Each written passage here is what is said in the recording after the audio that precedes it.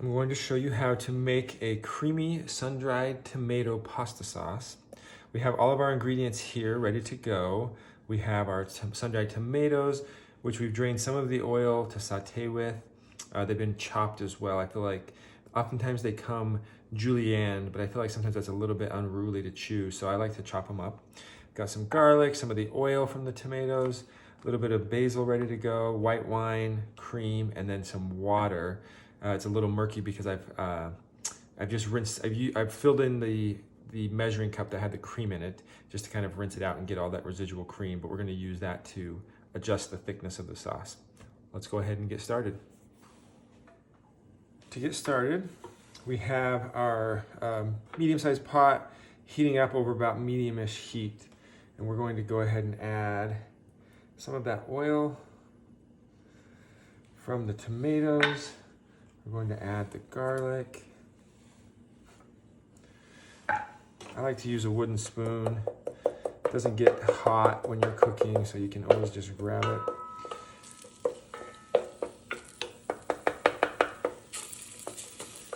We'll let that start to heat up and sizzle. We want to cook that garlic a little bit. Then we will add our tomatoes.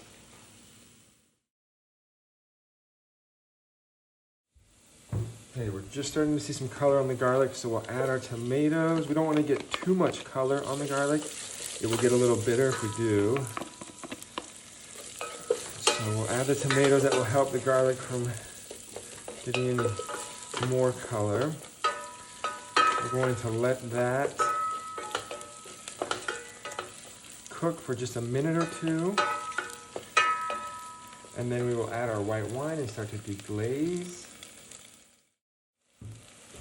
Tomatoes are getting really fragrant and nice. We're going to add our white wine.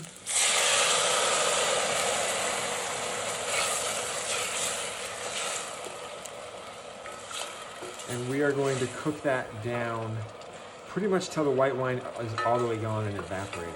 There's not going to be any real liquid left.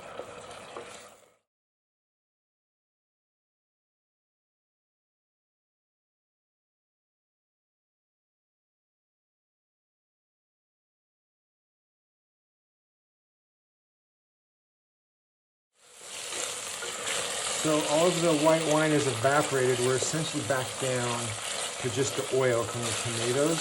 All that flavor has absorbed into the tomatoes.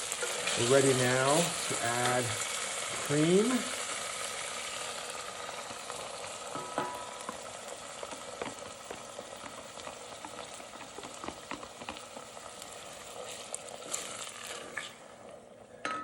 And I'm also going to add some of that water, that kind of creamy water. About 3/4 of a cup.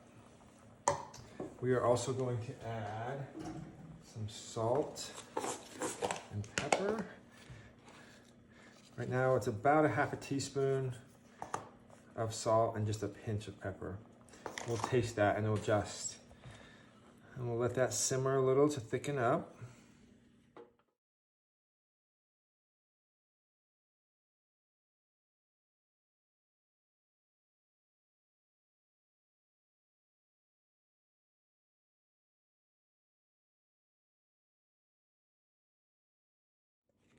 For our basil, we've got our leaves of basil here. We'll get them all in a nice little bundle. And we're going to roll them up lengthwise.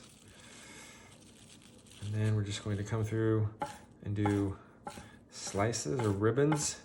Chiffonade is what they call it in French.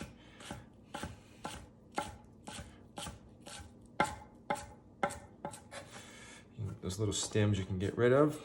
But then we have these nice ribbons of basil, and that will be ready to add to our sauce. Our pasta sauce has been reducing for a few minutes now. We're starting to see it thicken up a little bit. I like the consistency of this. It's not quite as thick as it will be on the pasta, but it will thicken as it sits, and it will thicken as it's tossed with the pasta. So I feel like this is actually a really good consistency.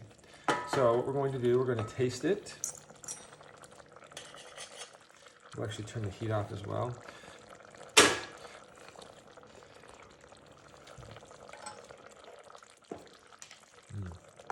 Flavor's good. It needs a little more salt. We're adding about another 1/4 teaspoon-ish. Just a pinch more pepper as well.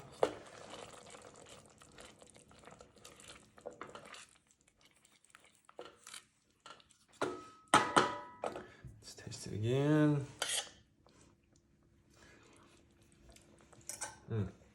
That's delicious.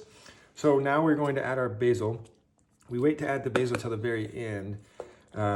Soft herbs like basil, if you've cooked them for too long, you lose the aroma and flavor of them. So this is a great time to add it. So if you're making pasta right now, you can just set this aside, add it to your pasta. It also holds really well. It'll hold in your fridge for up to 10 days. And then you can just reheat it. So we'll go ahead and get that set up and you are good to go.